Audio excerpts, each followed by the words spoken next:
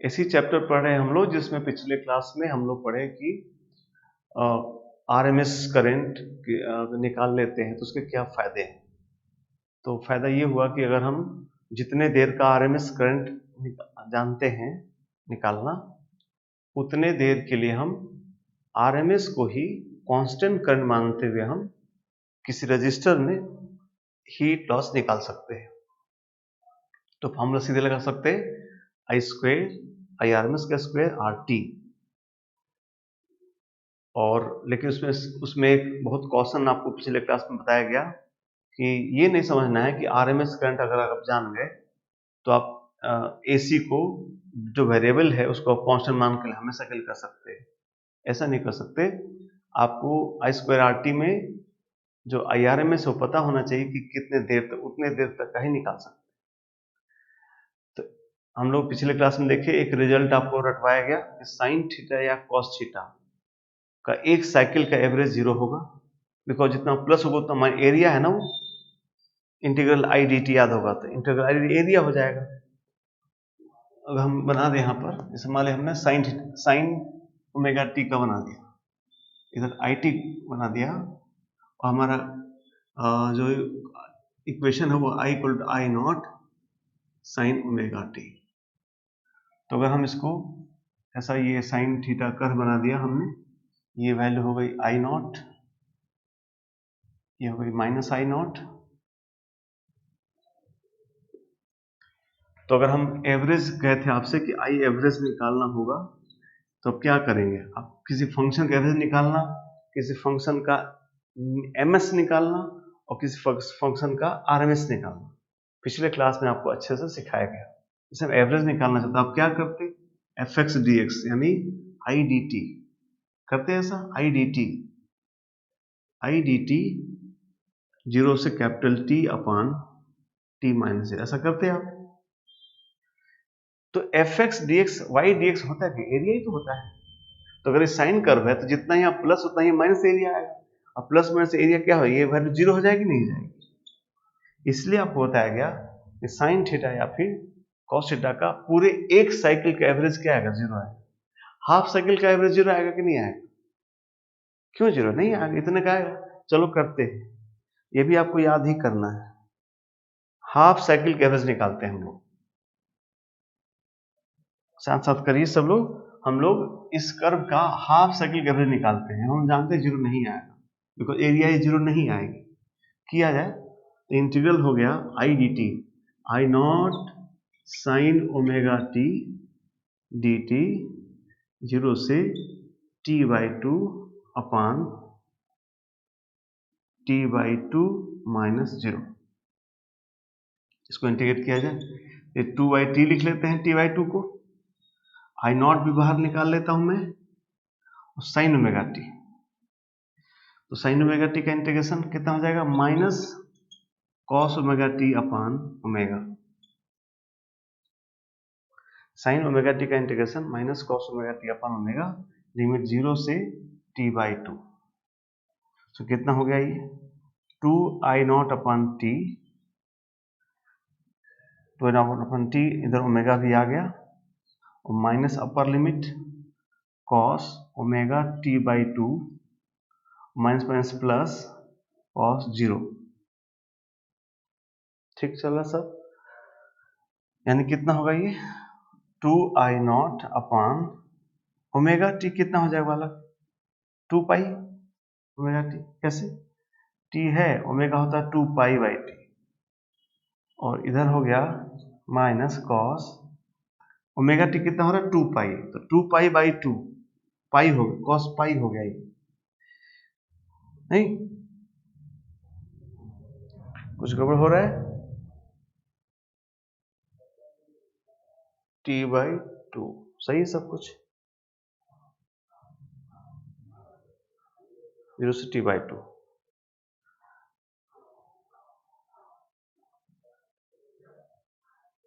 हाँ तो बोलिए कितना हो जाएगा, ये वैल्यू कितनी हो जाएगी, सही है, कितना हो जाएगा वाला कॉस पाई आ गया, ये आया ना कैसे, ओमेगा टी 2 पाई बाई 2 पाई हो गया, और plus cos 0।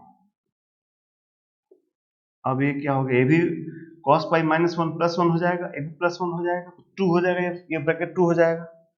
So I average कितना आ गया इस बार, यहाँ सब कैंसिल किया जाए, t से t कट गया, 2 से 2 कट गया, आ गया 2i0 बाई पाई, ये 2i0 बाई पाई आ गया, एवरेज बढ़िया 2i0 बाई पाई आ गया। मतलब i0 तो था ही, साइन ओमेगा टी का एवरेज कितना आया 2 बाई पाई, तो रट गए क्या, साइन थीटा का फुल साइकिल के लिए 0 और हाफ साइकिल के लिए कितना 2 by pi. Similarly for cos भी का आप याद कर सकते हैं, ठीक है, एवरेज।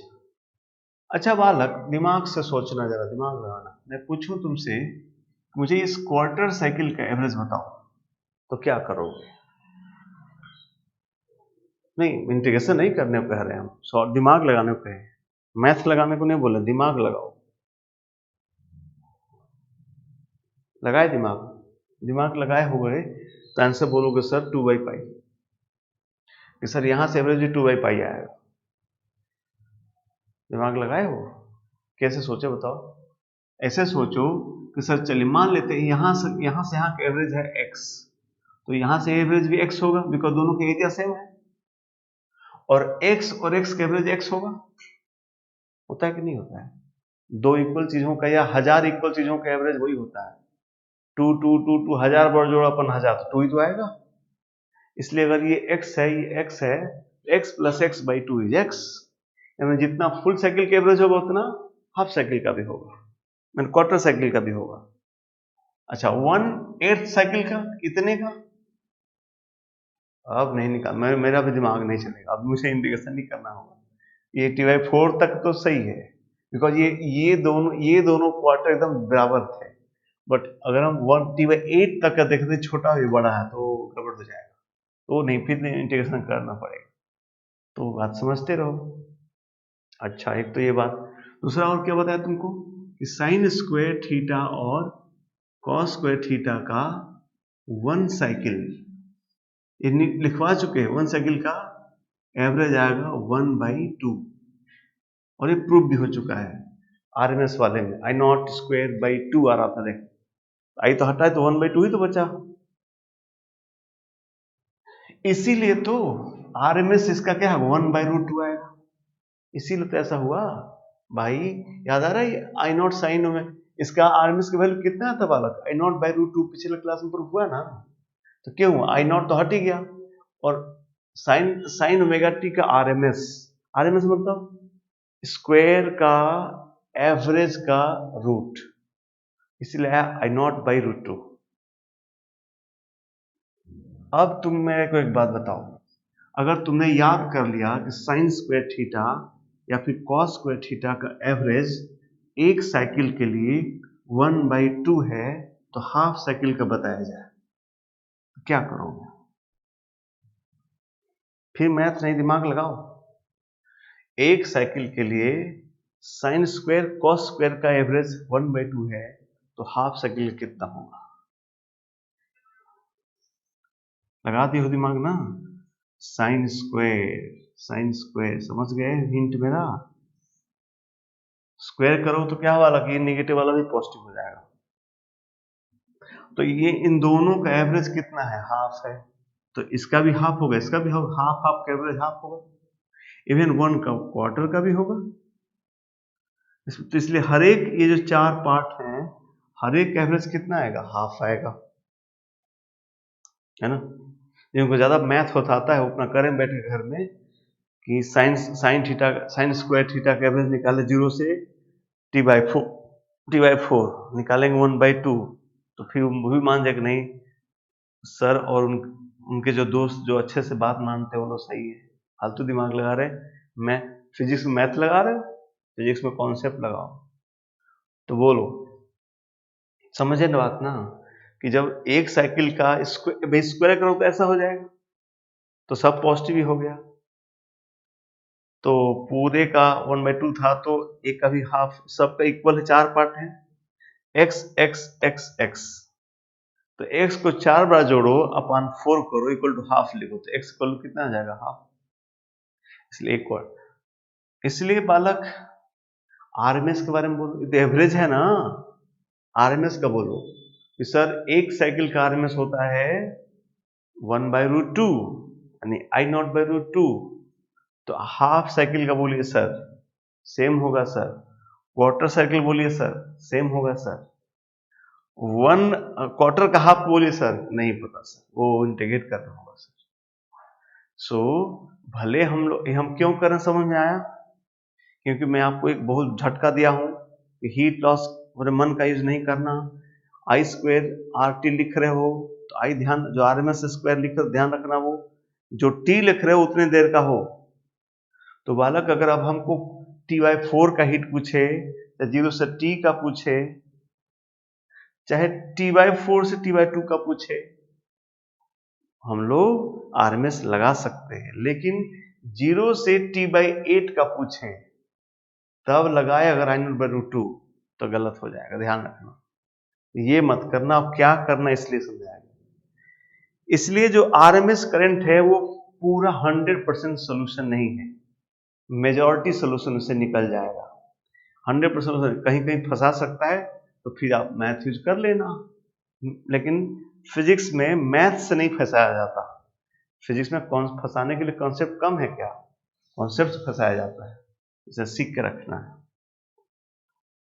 ठीक है, तो ये साइन थीटा कॉस थीटा का एवरेज आरएमएस के बारे में जानकारियां मिल गई आपको। अब हम लोग कुछ और फंक्शंस जो बनाए थे, आपसे कल पिछले क्लास में बोले भी थे कि जो हम लोग ये एसी बना रहे हैं, सिर्फ साइन ओमेगा टी और कॉस ओमेगा टी ही एसी नहीं होता है, और भी एसी होता है। और कहो तो 2-3 एग्जाम्पल भी बालक बनाए थे ग्राफ में, नहीं तो हमको वैसा भी तो आ सकता है। तो उनका एवरेज आरएमएस पूछेगा तो यही वैल्यू थोड़ी, तो साइन फंक्शन साइनसोइडल फंक्शंस का है, तो किसी अन्य फंक्शन, कुछ भी फंक्शन देगा तो आरएमएस निकालना सिखा ही दिया आपको, निकाल भी लिया जाए, सिखाए हैं तो। चलिए एग्जाम्पल लेते हैं हम लोग। पहले ये वाला एग्जाम्पल लिए थे, याद होगा, जो पहले 2 लिए थे, पहले 2 करते फिर एक और एक्स्ट्रा करेंगे। ये वाला याद कीजिए, ऐसा बनाया था ना आपके कॉपी में, ऐसा ऐसा था। ये I0 है, ये -I0 है, ये I है, ये T है।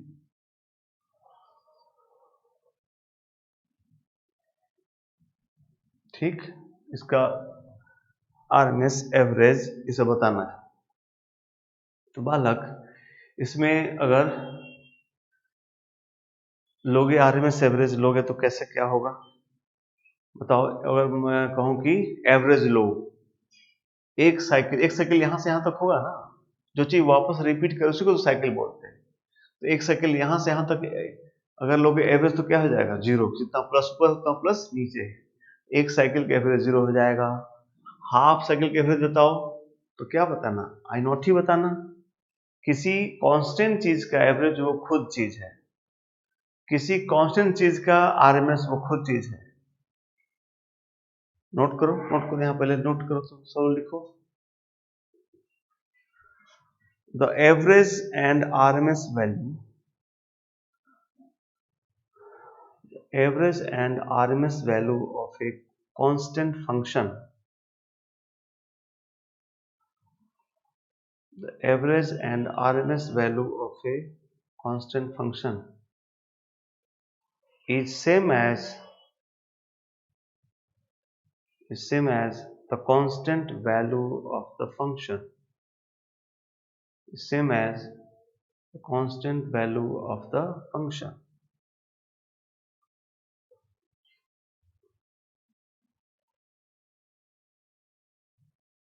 ठीक है, उसमें नहीं बदलना, इसलिए इसमें तो 0 से T/2 तक का पूछेगा हाफ साइकिल का, तो I0। आरएमएस पूछे चाहे एवरेज पूछे, क्या होगा, I0 ही होगा। ये बात समझ आई ना, टू की कोई कांस्टेंट है तो उसका आरएमएस जो ही होगा। जैसे कोई फंक्शन है, दो टू टू टू टू जोड़ा जा रहा है, n टर्म्स है, तो 2 2 2 n अपॉन n, तो 2n अपॉन n कट के 2 बच गया, RMS भी 2 आएगा। कैसे? 2 स्क्वायर 2 स्क्वायर कितने बार जोड़ो? n बार जोड़ो, अपन n करो तो क्या स्क्वायर का मीन का रूट लो। देखो आता कि नहीं आता है? क्या आएगा? n2 स्क्वायर अपॉन n का रूट 2। कांस्टेंट चीज वो खुद अपना एवरेज है, वही इंस्टेंटेनियस है, वही आरएमएस है, उसमें कुछ नहीं कर। जो चीज वैरी कर रहा है उसी में फर्क पड़ेगा। इसलिए इसका आई एवरेज फॉर 1 साइकिल ये कितना? 0। For half cycle I not. I RMS for 1 cycle I naught. Square करोगे तो सब ऐसा आई नॉट का स्क्वायर कौन सा, ये सब ऊपर चले जाए तो आई नॉट का स्क्वायर लाइन बन जाएगा, उसका एवरेज आई नॉट हो जाएगा। आई नॉट स्क्वायर फिर रूट लोग तो आई नॉट आ जाएगा। और हाफ साइकिल का भी वही, हाफ साइकिल का तो ऑब्वियसली होगा आई नॉट होगा। चलो देखते ये था। और एक कैसा फंक्शन बनाए थे हम लोग, ऐसा जिगसॉ टाइप का था, ऐसा है ना। इसका भी निकाल लिया जाए बालक, इसका भी हम लोग निकालेंगे। ये आई है, ये टी है, ये आई नॉट है, ये माइनस आई नॉट है। कुछ ये देंगे वो लोग, मान लो बालक ये टी नॉट दिया है, 2 T not, 3 T not, 4 T not, मतलब एक टाइम पीरियड 2 टी नॉट का है दिया है, इससे कोई फर्क नहीं पड़ता। तो कहता कि आप इसका एवरेज बताओ, आरएमएस बताओ, है ना, लिखा जाए। सो आई एवरेज फॉर 1 साइकिल कितना हो जाएगा? 0 होगा ना, जितना प्लस उतना माइनस 0 हो जाएगा। फॉर हाफ साइकिल यहां से यहां तक का कितना होगा? तो आपको एक नोट लिखवाए थे बालक कि कहीं अगर कोई फंक्शन लीनियरली बढ़ रहा हो तो एवरेज के लिए इंटीग्रेशन मत करो, सीधा इनिशियल प्लस फाइनल बाई 2 कर लो। तो कर लो आज, तो यहां से यहां तक एवरेज कितना कर लोगे? 0 plus I naught upon 2, that is I not by 2। जिसको इंटीग्रेट करना कर ले, यही आएगा। अब आरएमएस निकालना है, आरएमएस निकालना है तो स्क्वायर करना पड़ेगा। जब स्क्वायर हो जाएगा तो ये स्ट्रेट लाइन नहीं हो जाएगा, टी स्क्वायर कुछ पैराबोला टाइप हो जाएगा, तब तो कैलकुलस लगाना पड़ेगा, लगाया जाए। लेकिन हाँ एक बात जरूर है, कोई फुल साइकिल का पूछेगा तो हम हाफ का ही निकालेंगे। अगेन जब स्क्वायर करोगे तो ये कैसा बन जाएगा? एक ऐसा और एक ऐसा बन जाएगा, दोनों टुकड़े बराबर हो जाएंगे नहीं। स्क्वायर में बालक ऐसा ऐसा हो जाएगा ना, ऐसा ऐसा, नीचे वाला ऊपर आ जाएगा। तो एक साइकिल का एक स्क्वायर का कोई पूछेगा तो मैं हाफ, बिकॉज इन दोनों का एवरेज क्या आएगा? सेम आएगा। स्क्वायर का एवरेज मैंने एमएस सेम आएगा तो आरएमएस भी सेम आएगा। तो भले मेरे से आप फुल साइकिल का पूछो, मैं हाफ साइकिल, जैसे यहाँ बात समझाए थे ना साइन वाले में, वैसे ही हम लोग हाफ साइकिल का आरएमएस निकाल लेते हैं, वही फुल साइकिल का भी हो जाएगा। चलो, तो हम लोग को पहले अब फंक्शन निकालना, इस लाइन का इक्वेशन निकाल लेते हैं। आई जब फंक्शन ऑफ टी चाहिए तभी ना इंटीग्रेट कर पाएंगे। तो लाइन का इक्वेशन लिख देते हैं, तो क्या लिखेंगे? I equal to 0 plus slope I equal M X, तो हो गया I naught upon T naught into T, Y equal M X plus C मतलब 0, ये आई हो गया। इसलिए I M S equal to I square D T 0 से T naught upon 1 upon T naught minus 0। ये कितना हो गया? 1 upon T naught I square D T, आई का स्क्वायर कितना हो जाएगा? I naught square T naught square T square D T. T square D T का इंटीग्रेशन 0 से टी नॉट, 0 से टी नॉट। ओके, तो ये कितना हो जाएगा, आई इक्वल टू हो जाएगा, देखो वाला कितना, I naught square upon T naught cube into ये हो गया T naught cube by 3, T cube by 3, T naught cube by 3। So ये वैल्यू हो गई आई इक्वल कितना, ये आई नहीं है, आई एम एस है, सॉरी आई एम एस।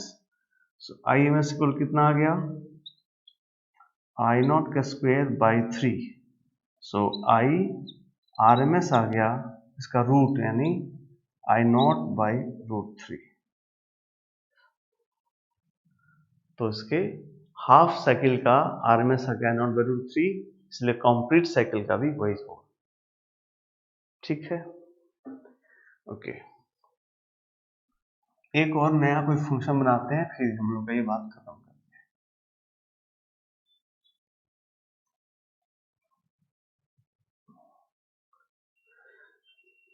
दूसरा थर्ड एग्जांपल लेते हैं, एक ऐसी ऐसा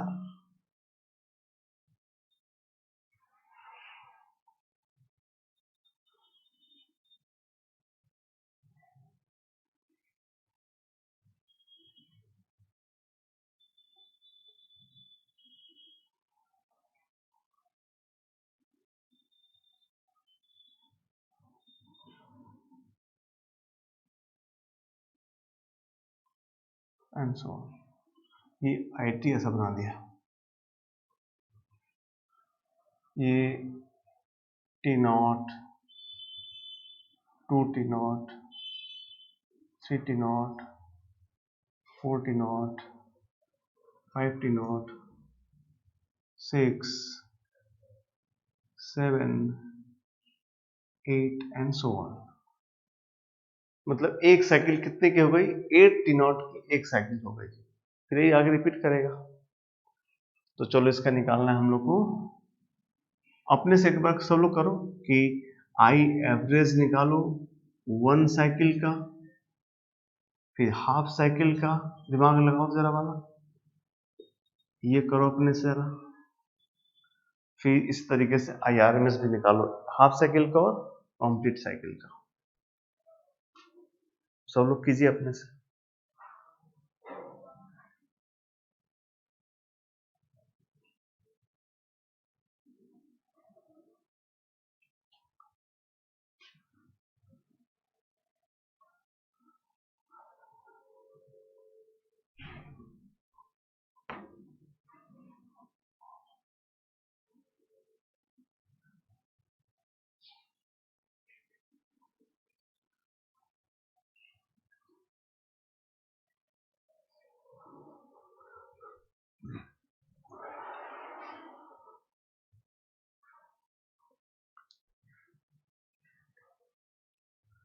कर लिया होगा, पॉज किए होंगे और सॉल्व किए होंगे।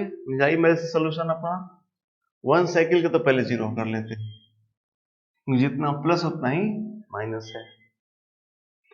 हाफ साइकिल का 0 नहीं है, किया जाए। हाफ साइकिल क्या होगा, क्या करना था, क्या एवरेज कैसे निकालते हैं, इंटीग्रल आई डी टी का, integral I D T upon T, integral I D T मतलब आई और टी का प्रोडक्ट का हमको इंटीग्रेशन करना है। तो जो यहाँ पे कॉन्स्टेंट चीजें हैं, तो इंटीग्रेट क्या करोगे, सिंपल कर लो। इंटीग्रल आई डी टी मतलब I one T one plus I two T two plus I two T three upon T one plus T two plus T three. भाई डिस्क्रीट है ना, कांस्टेंट है ना, इंटीग्रेट करो तो वही चीज आएगा, हम नया चीज नहीं बता रहे हैं। कोई चीज कांस्टेंट है तो इसको इंटीग्रेट करो तो आई इंटू टी ही तो आएगा, आई बाहर आ जाएगा, टी आ जाएगा। तो इंटीग्रल आई डी टी का इंटीग्रेशन मतलब I one T one plus I two T two plus I two T, ऐसा करते हुए upon T one plus T two plus T three, ऐसा कर सकते हैं। इसलिए ऐसा करो, या फिर एरिया निकाल कर रख दो, एक ही बात। तो हम तो आई वन टी वन करूंगा मैं, तो हो गया मेरा 0 into T not plus I one T one, ये सब आई नॉट है भाई, ये आई नॉट ले लें, ये 2I0 ले लें, ये देर रहेगा, ये -I0 हो गया, ये -2I0 हो गया। जिनको लगता है कि नहीं दिया था तो नहीं कर पाए थे, तो अब दिए हैं ना, अब यहाँ पॉज कीजिए, करिए, पॉज कीजिए, यहाँ पॉज के फिर से करिए।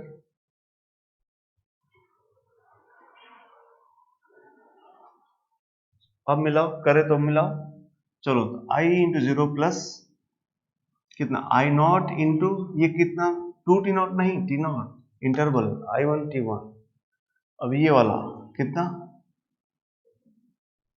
2I0 इंटू T0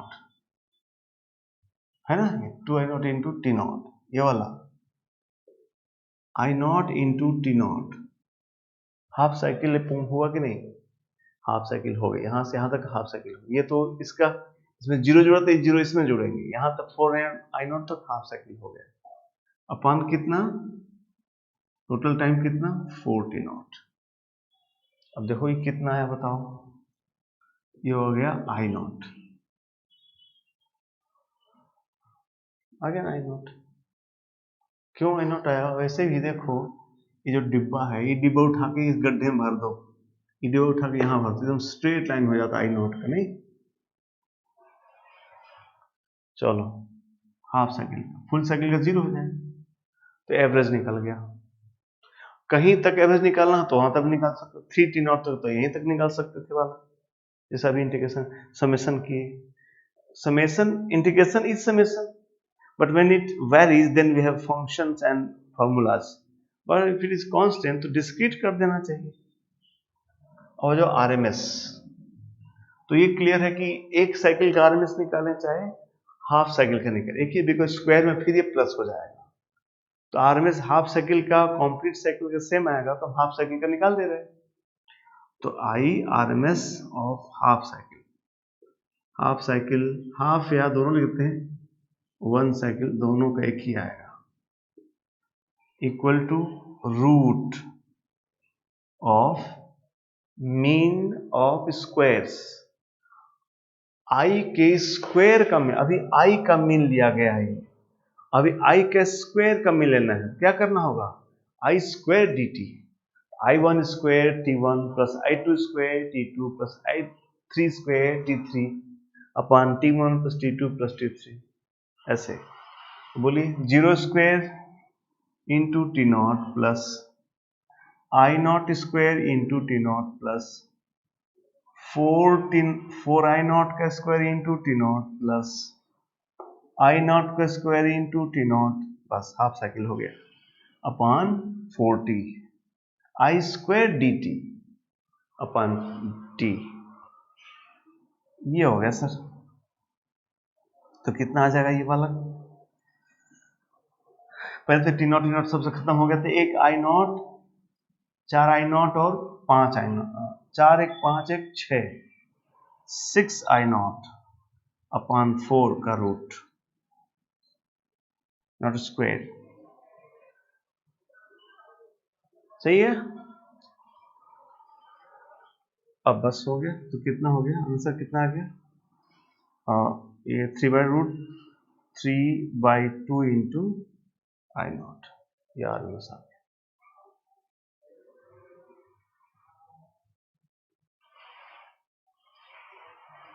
ऐसे तो डिस्क्रीट है तो ऐसा कर सकते हैं, और अगर कॉन्टिन्यूअस है तो इंटीग्रेट कर लेना, तो ये हमारा कंप्लीट होता है। एक और क्वेश्चन कर लो तब कंप्लीट करेंगे। लिखो तो, देखो कि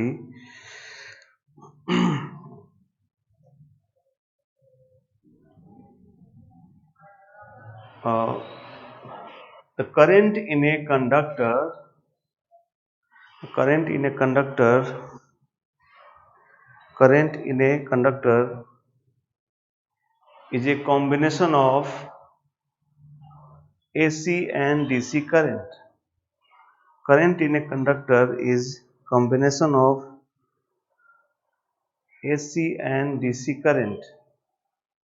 AC and DC current, and is given by I equal to I1 plus I2 sine omega T. देखो तो बालक, ये है ना एसी डीसी का कॉम्बिनेशन। I1 वाला हिस्सा डीसी हो गया और ये वाला हिस्सा एसी हो गया। एक ही में दोनों बह रहा है, एक ही बार में दोनों बह रहा है। then find its average and RMS value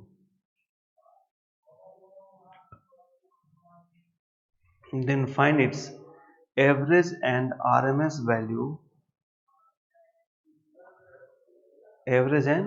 RMS value for one time interval, one time period, for one time period।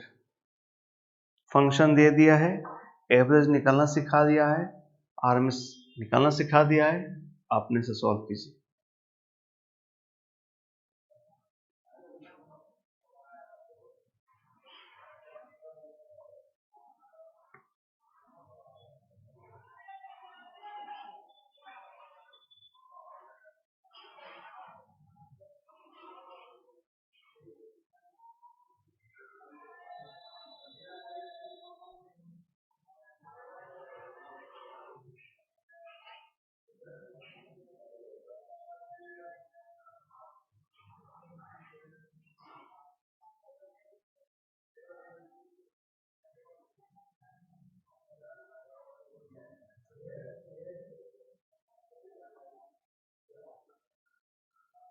तो कर लिया होगा, चलो करते हैं हम लोग। तो पहले मैं तो तुम्हारे ढंग से नहीं, तुम लोग इंटीग्रेट किए होगे अच्छी बात है। मैं कुछ शॉर्टकट तरीके से करने जा रहा हूं। आई एवरेज, इसका एवरेज निकालना है, तो कांस्टेंट चीज का एवरेज वही होगा और साइन ओमेगा टी का एवरेज होता है 0। मेरा आंसर हो गया I1। आप देख लो, आपका भी आंसर इतना आया है कि नहीं आया? आया है ना?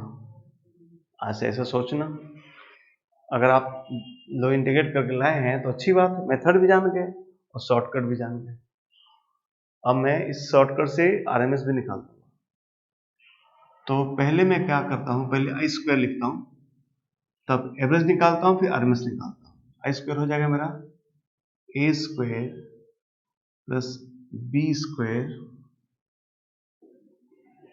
Plus 2 A B. I square का एवरेज, तो आई स्क्वायर का एवरेज कितना हो जाएगा? तो कांस्टेंट चीज का एवरेज वही होता है, साइन स्क्वायर ओमेगा टी के एवरेज हाफ होता है, पढ़ाया गया है, और 2I1 I2 इसका एवरेज साइन ओमेगा टी का एवरेज 0 होता है। इसलिए आई आरएमएस हो गया इस स्क्वायर के एवरेज का root over I1 square plus I2 square by 2। आप मिला लो, आपका आंसर मेरा आंसर बराबर है ना? इसलिए आपने जो किया वो मेथड हुआ, नहीं किया तो आप जानो। ऐसे सोचोगे तो आसान तो है, बट इसके लिए पीछे का मेथड पता होना चाहिए। जो लोग करके ये किए हैं वो लोग अच्छे लोग हैं, महान लोग हैं, उनको महानता प्राप्त होगी। जो शॉर्टकट करेंगे तो लाइफ भी शॉर्टकट हो जाएगी। चलिए, तो ये किए होंगे, फिर आपको जब अपना मेथड किए होंगे तो ये मेथड, तो ये ट्रिक आपको अच्छा लगेगा, तो फिर दिल में उतर आएगा, नहीं हम यहाँ से याद कर लेते। अब ये क्वेश्चन कराने के पीछे एक हमारा उद्देश्य था, वो सुन लीजिए। क्वेश्चन आता है कि किसी, मान लीजिए यही करंट जाती है, थ्योरेटिकल क्वेश्चन होता है कि कोई करंट वो एक एमीटर से, एक डीसी एमीटर से पास कर रहा है तो क्या रीडिंग होगा, और एसी एमीटर से पास कर तो क्या रीडिंग होगा। तो सुनिए, जो डीसी एमीटर होता है वो ना एवरेज करंट नापता है। डीसी एमीटर एवरेज करंट नापता है, याद रहेगा। इसीलिए जब कोई कांस्टेंट करंट बहती है डीसी तो उसकी कांस्टेंट वैल्यू वो दिखा देता है। एक्चुअली इंस्टेंटेनियस नापता है, बट वो उसमें जब फ्लक्चुएशन इतना जल्दी नहीं हो पाता कि आपको पूरा एवरेज ले पाएगा, तो इंस्टेंटेनियस एक तरीके नापता है, ऐसा सोचिए। लेकिन वो उस वक्त का नापता है। तो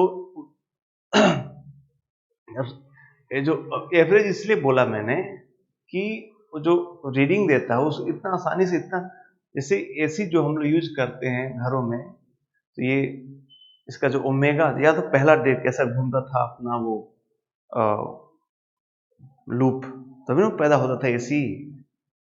तो उसका जो ओमेगा होता है वो माने 50 से 60 के बीच में सेट है, कहीं ऊपर नीचे होते रहता है। साइकिल पर से रेडी मतलब साइकिल पर सेकंड ऐसा टर्बाइन घूमती है। जहाँ होता है ना, जहाँ पे इलेक्ट्रिसिटी पावर हाउसेज होते हैं, तो 3 तरीके का पावर हाउस नाम सुना होगा बालक। एक होगा हाइड्रो प्लांट्स होते हैं, एक थर्मल प्लांट्स होते हैं और एक न्यूक्लियर प्लांट्स होते हैं। तो हाइड्रो प्लांट में क्या होता है कि पानी को डैम से बहुत तेज से गिराया जाता है, उसको एक टनल से पास कराते हैं जिसमें फैन लगे रहते हैं। वो फैन चलाता है, पानी फैन को चलाता है, और फैन फिर वो आर्मेचर चलाता है जिसमें मैग्नेट लगा तो इंडक्शन होता है। थर्मल प्लांट में क्या होता है कि पानी को गर्म करते हैं, स्टीम बनाते हैं, और स्टीम को पास करा के फैन चलाते हैं। न्यूक्लियर प्लांट में भी कोयले की जगह न्यूक्लियर फ्यूल यूज करते हैं और पानी गर्म करते हैं, स्टीम बनाते हैं और टरबाइन चलाते हैं। तो जो ओमेगा स्पीड होता है वो 50 से 60 के बीच में कहीं कहीं वेरी भी करता है, जो भी होगा। तो बहुत ज्यादा हो गया ना, बहुत तेज हो गया, उतना तेज एमीटर नहीं चलता। इसलिए जो जो लैब में जो हमारा रीडिंग आता है वो एमीटर एवरेज करंट बता देता है। इसलिए जब कोई डीसी कांस्टेंट करंट बहती है तो वो उसका रीडिंग वही बता देता है। इसलिए जब डीसी एमीटर से होकर सिर्फ एसी जाने दोगे, उसका रीडिंग 0 कर देगा वो, बिकॉज एक साइकिल सर 1/60 सेकेंड का हो गया, आपके देखने के बाहर हो गया। वो ऐसे इस करेगा तो पता ही नहीं चलेगा किस जगह रुक जाएगा वो। इसलिए अगर किसी एसी करंट को डीसी एमीटर से पास कर दे तो वो 0 रीडिंग दिखाती है। लेकिन एसी एमीटर जो होता है वो तो आईआरएमएस पढ़ता है, इतना नोट लिखाएगा, हर इंस्ट्रूमेंट आईआरएमएस पढ़ता है। तो बालक कोई डीसी करंट है, कांस्टेंट करंट है, तो कांस्टेंट करंट का आरएमएस भी वही करंट होगी। इसलिए एसी एमीटर से अगर डीसी पास करोगे तो एग्जैक्ट सही रीडिंग बताएगा, बिकॉज वो कांस्टेंट है, उसका आरएमएस भी वही होगा। और आरएमएस बता 2 एम्पियर करंट बह रही है, 2 एम्पियर का आरएमएस भी 2 एम्पियर ही हुआ, तो एसी वाला क्या बताएगा, आरएमएस 2 एम्पियर बताएगा, तो आपको वही इंस्टेंटेनियस हो, आरएमएस हो, एवरेज हो गया। क्या 2 बातें बता दिया मैंने। डीसी एमीटर एसी करंट का एवरेज 0 दिखाएगा और एसी एमीटर डीसी करंट का सही रीडिंग देगा। ये 2 बात। अब 2 बात ये कि ऐसी कोई करंट डीसी एमीटर से पास करे और एसी एमीटर से पास करे तो क्या आंसर होंगे। तो बालक यही 2 चीज होगा। ये करंट अगर डीसी एमीटर से पास करे तो एवरेज पढ़ेगा, इसलिए सिर्फ किसका रीडिंग देगा, आयन, ये इसका वैल्यू 0 दे देगा, फ्लक्चुएशन 0 कर देगा, आयन रह जाएगा। तो ये करंट अगर डीसी एमीटर से पास करेगा तो आंसर उसका आयन आएगा, और ये करंट अगर एसी एमीटर से पास करेगा तो आंसर इतना आएगा, बिकॉज वो आरएमएस पढ़ेगा। 4 बातें बताया, समझ में आया क्या। डीसी करंट एसी में पास कराओगे तो सही रीडिंग देगा, डीसी करंट एसी एमीटर में पास कराओगे तो सही रीडिंग देगा, एसी करंट डीसी एमीटर से पास कराओगे तो 0 रीडिंग देगा। मिक्स करंट डीसी एमीटर से पास कराओगे तो एवरेज सिर्फ डीसी वाला आएगा।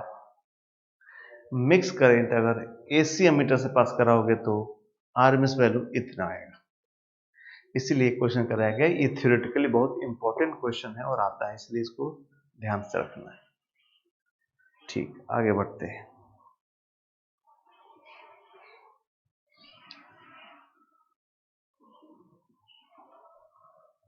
अब हम लोग आगे बढ़ने जा रहे हैं क्या, आरएमएस तो निकल गया और अभी तक सिर्फ रजिस्टर की ही बात चल रही है। बात हुई थी कि कैपेसिटर भी होगा, इंडक्टर भी होगा, है ना, उनमें क्या होगा, ये भी तो बात हुआ था बालक। तो इसलिए हम लोग अब अलग अलग सर्किट्स पढ़ने जा रहे हैं कि रजिस्टर होगा तो क्या होगा, कैपेसिटर होगा तो क्या होगा, इंडक्टर हो क्या होगा, मिक्स होगा तो क्या होगा। तो हेडिंग डालो, वेरियस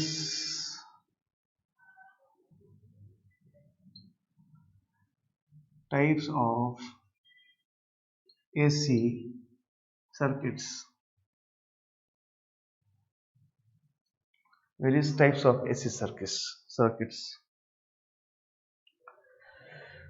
स्टार्ट होने से पहले मैं एक नोट लिख देना चाहता हूं जो हमेशा यूज होगा, लिखा जाए।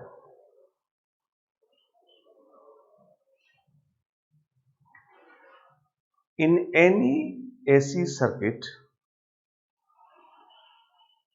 in any AC circuit, the power loss, net power loss in any AC circuit, net power loss, net power loss, bracket में एवरेज। अच्छा, नेट वर्ड काट दो वाला का, एवरेज एक्चुअली पावर है ना, तो नेट का मतलब नहीं है, वॉट निकालने जा रहे हैं, नेट वर्ड काट दीजिए, average power loss, sorry, average power loss in any AC circuit, average power loss is always given by, in any AC circuit, average power loss is always given by P average equal to V RMS I RMS cos phi, V RMS I RMS cos phi, where तीनों क्या है, एक एक करके लिखे, where V RMS क्या है, RMS value of applied voltage I RMS,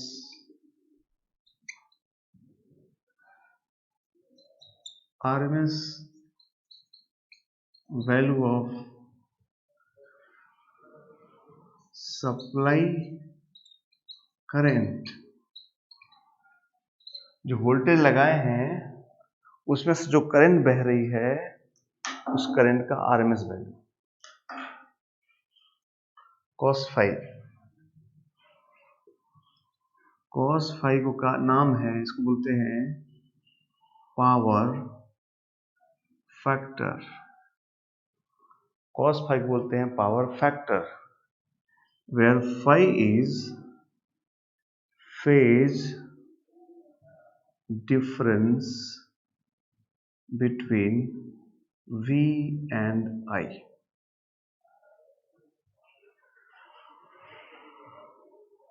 where जो बाहर से सोर्स लगा उसका आरएमएस जानते ही निकालना हम लोग, आई आरएमएस निकालना अभी सीखे हैं। कॉस फाई का नाम पावर फैक्टर होता है, और फाई क्या है, फाई है जो वी लगा रहे हैं, जो आई लगा रहे हैं उसका फेज डिफरेंस। फेज डिफरेंस समझते हैं, वे हमें कुछ पढ़े और हम भी पढ़ाने जा रहे हैं और कुछ पढ़ाने जा रहे हैं। फाई निकालना आपको सिखाएंगे, ये चीज सिखाएंगे, दो चीज आप जानते हैं। सवाल आता कि सब फॉर्मूला एक बैग कहां से बाहर आ गया, पॉपअप हो गया, ये कहां से, ये नहीं है, ये हम लोग प्रूफ है, विल प्रूफ लेटर ऑन, ये हम आपके लिए प्रूफ करेंगे, थोड़ा चैप्टर और आगे बढ़ ले तब प्रूफ करेंगे, ठीक है। नहीं तो क्या होता है, ये पढ़ाया नहीं जाता, पहले सब हो जाता है, अंत में फिर और पढ़ाया जाता है। हम आपको करीब 5-6 तरीके के सर्किट्स पढ़ाएंगे और सब में साथ साथ पावर निकालते चलेंगे, लॉस, और अंत में इसको प्रूफ भी कर देंगे। कोई बात नहीं है, अभी प्रूफ हो चाहे लास्ट में, आपको प्रूफ से मतलब है, वो हम लास्ट में करेंगे। फॉर्मूला का प्रूफ आपके लिए हम करेंगे, अभी इसको यूज साथ साथ यूज कीजिएगा। चलिए, वेरियस टाइप्स ऑफ ऐसे सर्किट्स में लेते हैं। पहला कि सिर्फ रेजिस्टेंस हो, पहला circuit number 1 pure resistive circuit, सिर्फ उसमें रेजिस्टेंस हो, ये रेजिस्टेंस हो गया और ये सप्लाई हो गया।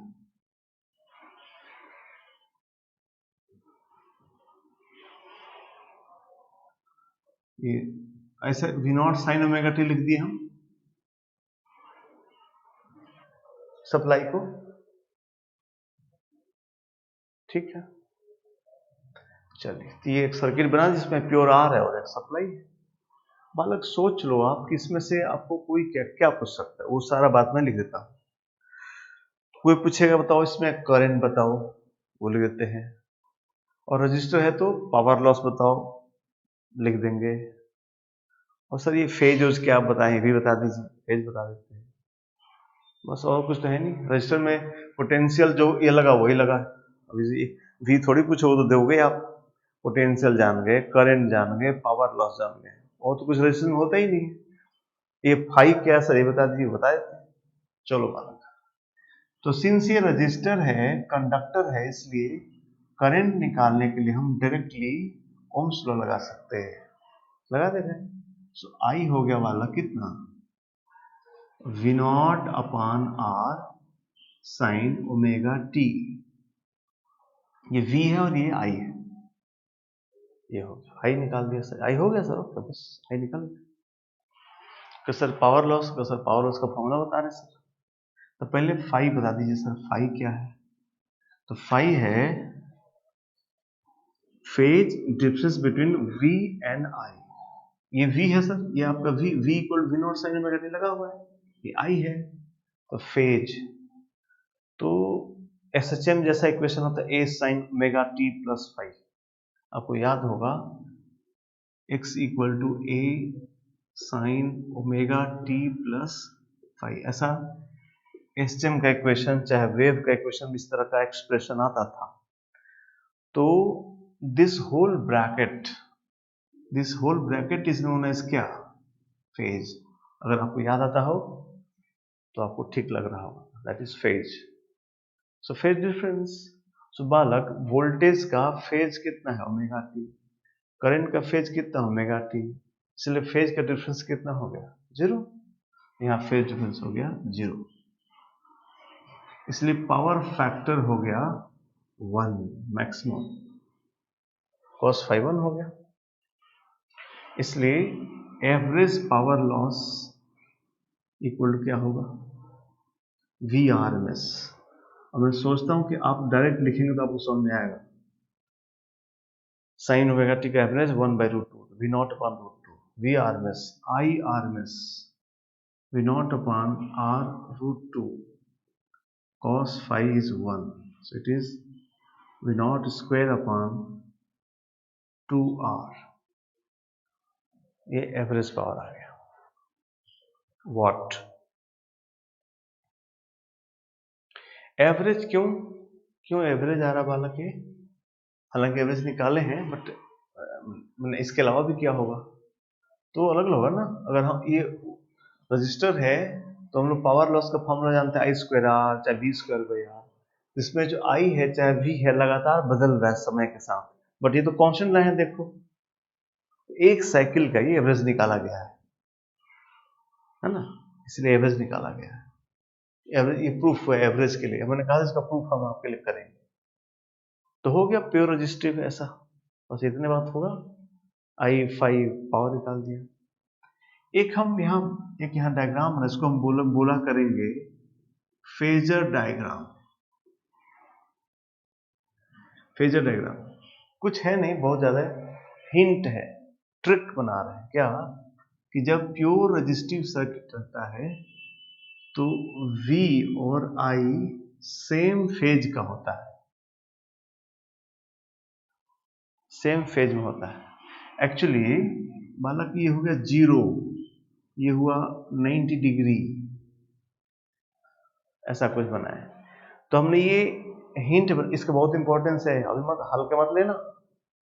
अभी ये क्या बना है, नहीं किस लिए बना रहे हैं, रटने के लिए बना रहे हैं कि जब प्योर रेजिस्टिव रहेगा तो अगर वोल्टेज का फेज कांस्टेंट 0 है, फेज कांस्टेंट 0 देख रहे हो, ओमेगा टी प्लस 0, तो आई का भी जो मतलब V का होगा वही आई का होगा, दोनों का फेज सेम होता है। तो प्योर रेजिस्टिव सर्किट में I और V सेम फेज में होते हैं, साफ साफ यहाँ लिखा हुई बात को बोला जा रहा है। तो एक फोटो से बनाया है। दूसरा डायग्राम, ये प्योर रेजिस्टिव हो गया और एक कैपेसिटेंस बनाया गया।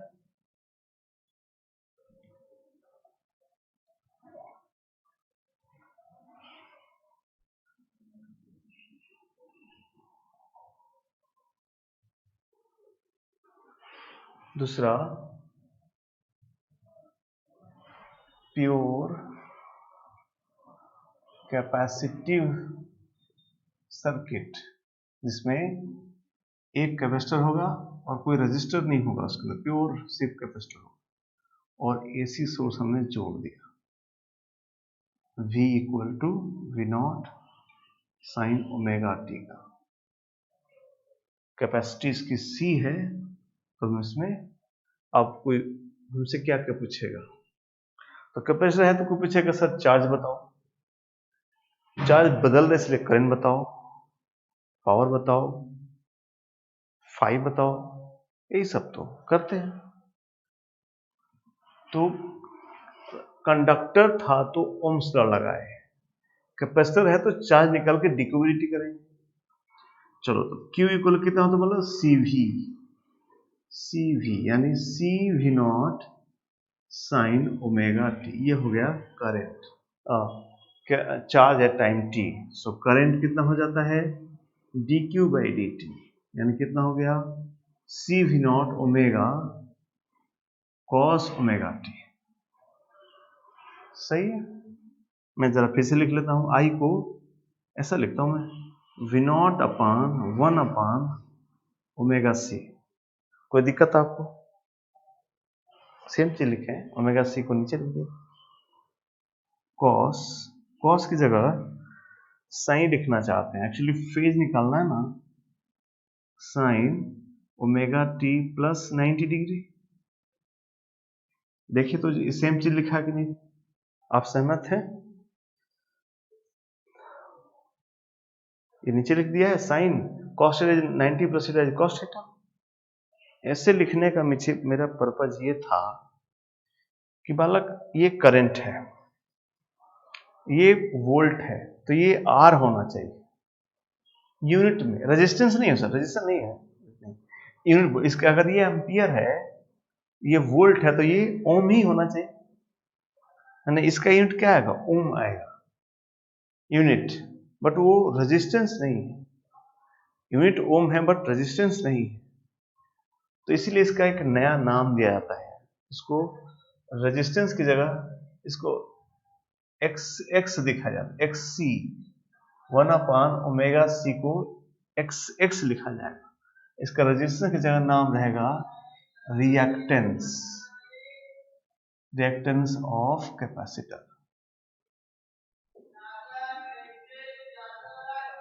यानी आई को हम लिखा करेंगे ऐसे, V0 अपान एक्स सी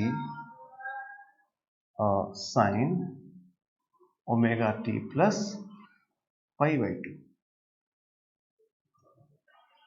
ऐसा लिखा करेंगे।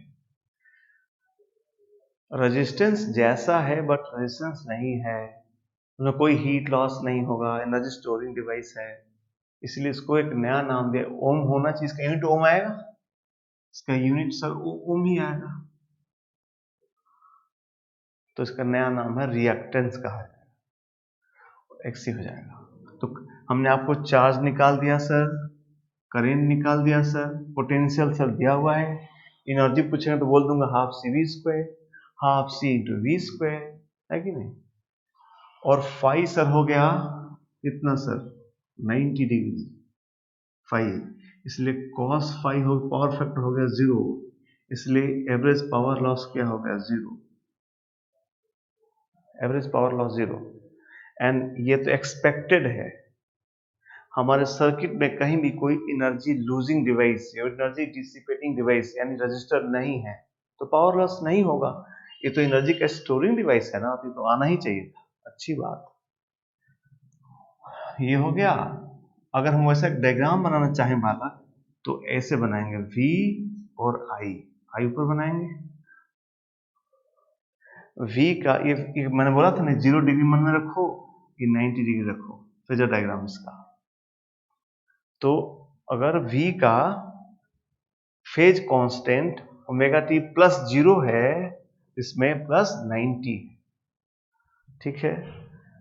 इसको इसलिए इसको कहते हैं कि in pure resistive circuit voltage and current are in same phase, और इसमें कहते हैं कि करंट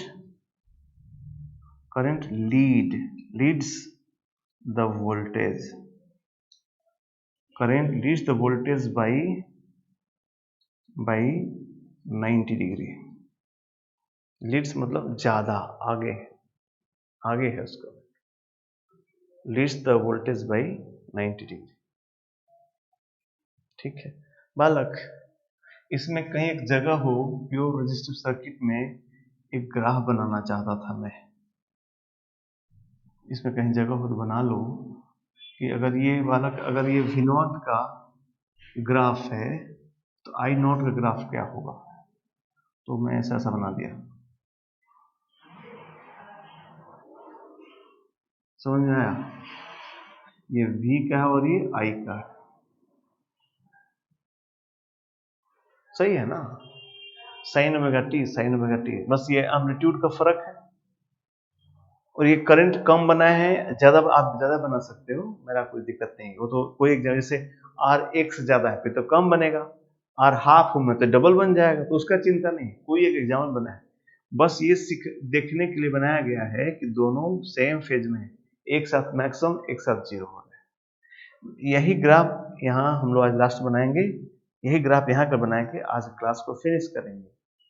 तो अगर हम कैपेसिटेंस में ग्राफ बनाना चाहें VI ग्राफ तो कैसे बनाएंगे?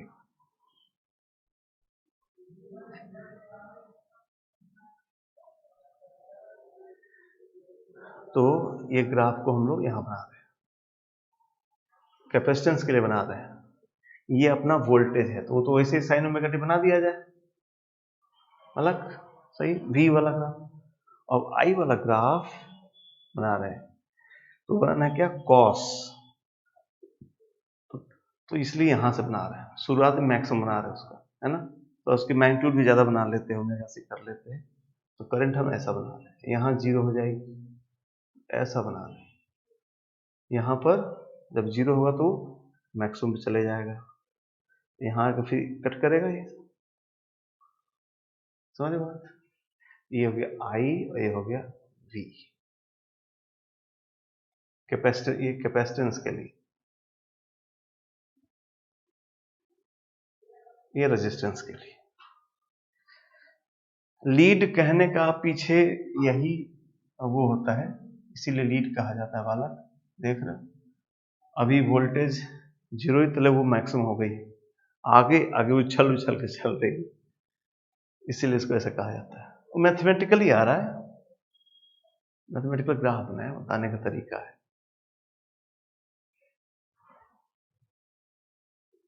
ठीक है। तो कैपेसिटेंस में क्या हो गया, ये चार्ज हो गया, करंट हो गया, नया चीज सीखे V0 अपन x लिखेंगे, x equal upon omega c होगा, और करंट 90 से लीड करेगी। पावर लॉस तो हो नहीं सकता बिकॉज इसमें कोई पावर का लॉस करने का उपाय ही नहीं है।